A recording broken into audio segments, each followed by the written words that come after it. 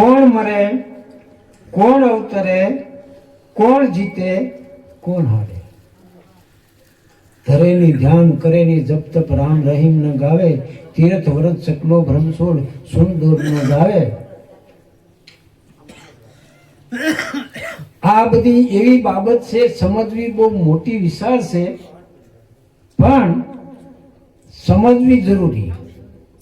કહો અવાજ ક્યાંથી આવે, અવાજ આવે બોલ, એવી ઘટના કોણ ઘટી રહી, બોલી રહ્યો છે બોલ. આજે હું બોલો છું, તમે મને પૂછી શકો આ અવાજ ક્યાંથી આવે. આજે હું બોલું છું એ ત્યાંથી કેમ બોલાય.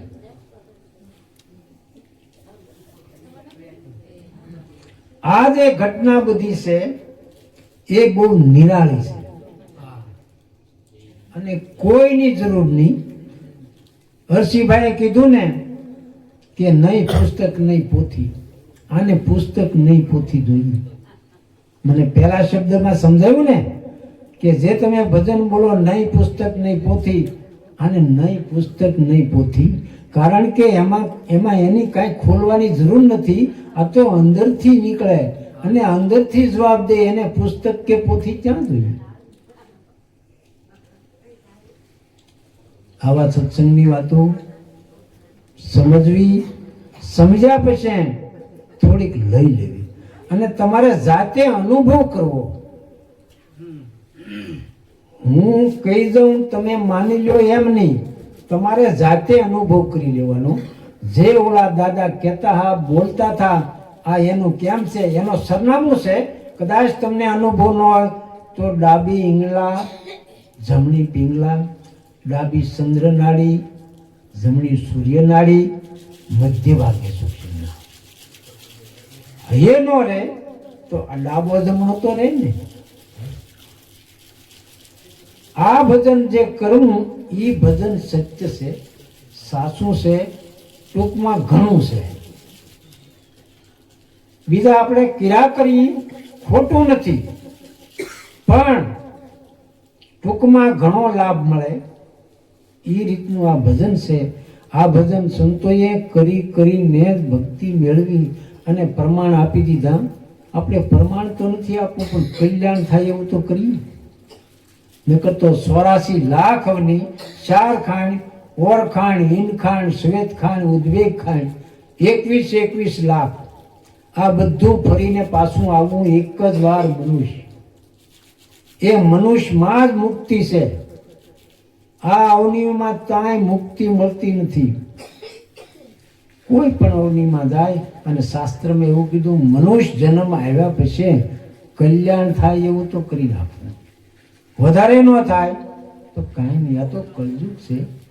કલ્યાણ થઈ જાય તો ઘણું બધું, અને પાછા ભગવાનને ઘરેથી મનુષ્યથી અવતરીએ તો ઘણું બધું. પણ આશાના વાશા, સુરતાના મુકામ.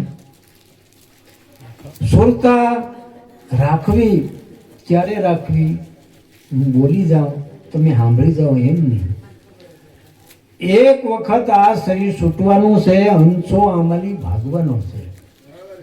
ભાગવાનો છે તેદીની ઈ કમાણી આ છે કે હંસ જાય ત્યારે તમને કેવી પ્રકૃતિ લાગે. પછી પ્રકૃતિ તમને ક્યાંય જંપા ન દે. ખેતરમાં, વાડીમાં, રૂપિયામાં કોઈ ઠેકાણે તમને લઈ જાય. પણ આ રીત એવી છે કે તમારે શ્વાસોશ્વાસની સંભાળ રાખવી. તમને જે ગુરુ મહારાજે શબ્દ આપ્યો હોય એ શબ્દની માલિકા ચાલ્યા કરો તો આ પછી પ્રકૃતિ સાનીમની થઈ જાય.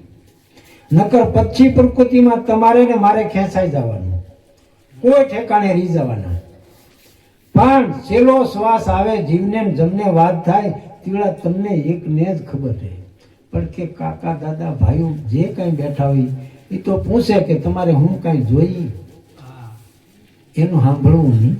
એની હારે જીવની હારે સંવાદ થાય તે વખતે ધ્યાન એટલું જ રાખવું. આ બહુ હરખી રાખવાની રીત.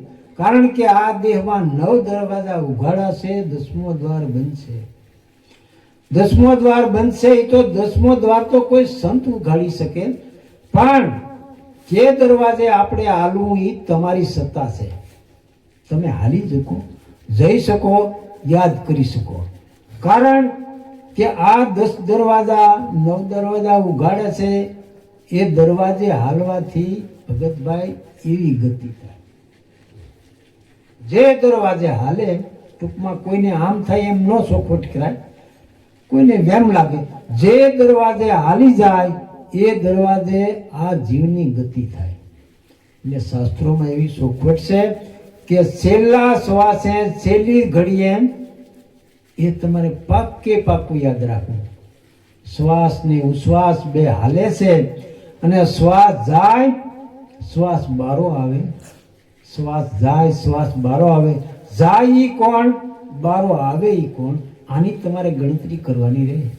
ગંગા સતીએ કીધું ને 21,000 શ્વાસ આને કાળ ખાય, આને કાળ ખાય. પણ તમે જાણથી રહો. ભગવાને ગીતાજીમાં પણ એવું જ કીધું, તમારે શ્વાસને રોકી રાખવો, ધ્યાનથી રાખવો અને આ જગતને ભૂલી જવું. જગત ભૂલાય તો જ તમને તમારો છેડો આવશે. જગત નહીં ભૂલાય ત્યાં સુધી આ છેડો નહીં આવે. મારે કે તમને કોઈ સંત કે સાધુને ભૂલવું જ પડે, છેલ્લે જવું જ પડે, ના રહેવું જ પડે. અને જ્યાં હોય એ જ ત્યાં ઘરે જાય, બાકી તો કોઈ ઠેકાણે રોકાઈ જાય. બોરદેવીનો દાખલો છે ને, આપણે પરિક્રમામાં જાય બોરદેવીનો દાખલો છે ને, ઘણા એ જાણેલો હોય, જોયેલો હોય કે બોરદેવી ઈ સંતે છેલ્લાને કીધું ફરવા જો, ટૂંકમાં કે તું બહુ મોડું ન કરતો, વહેલો વિયો આવજે. પણ હું કદાચ શેટી જાઉં તો દુનિયા આખીમાં નગારા વાગે. આ મારો નિયમ છે, આ મારું પ્રમાણ છે. ટૂંકમાં સાધુ શેતી જા, સમયે પાછા આવ્યા. એને કીધું કે બાપુને તો સમાધિ તમે જ્યાં ત્રણ જેલ આપી દીધી કે બાપુ સીતા ન હોય. પણ કેમ સૂતા, કેવી રીતે? કહેવાય છે કે બોરડીનું ઝાડ એમાં સૂતા, કેવી રીતે સૂતા, બીજે છેલ્લે શિખામણ આપી. બોરમાં નજર ગઈ, બાપુ બોરમાં છે, હજી સીલતા નથી. બોર તોડી બે ભાગ કર્યા, એમાંની ઈળ નીકળી અને ઈળ જાણે સધામમાં પોગડ્યો, તૈયાર નગારા વાગ્યા અને કીધું કે હવે બાપુ સીતા. એટલે આશાના વાયસા સુરતાના મુકામ. આપણી પણ આશા વહી જાય તો એવા શબ્દોને બોરમાં જવું પડે તો આપણે તો બહુ હકેલાવવું પડે. આ બધી માયા ભૂલાઈ જવી જોઈએ. કેમ ભૂલાય?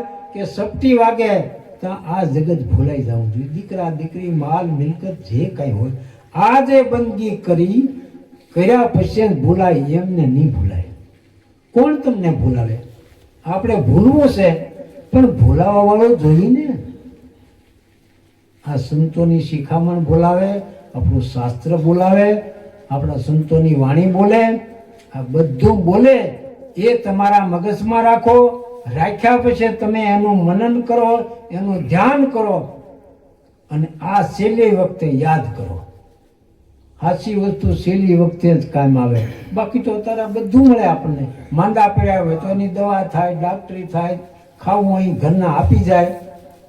પણ આ કોઈના હાથની વાત નથી. આવી રીતે ભાઈને જવું છે, અમારે પણ જવું છે. એનું તો બાનું છે, અમારે જાગધાર જવું.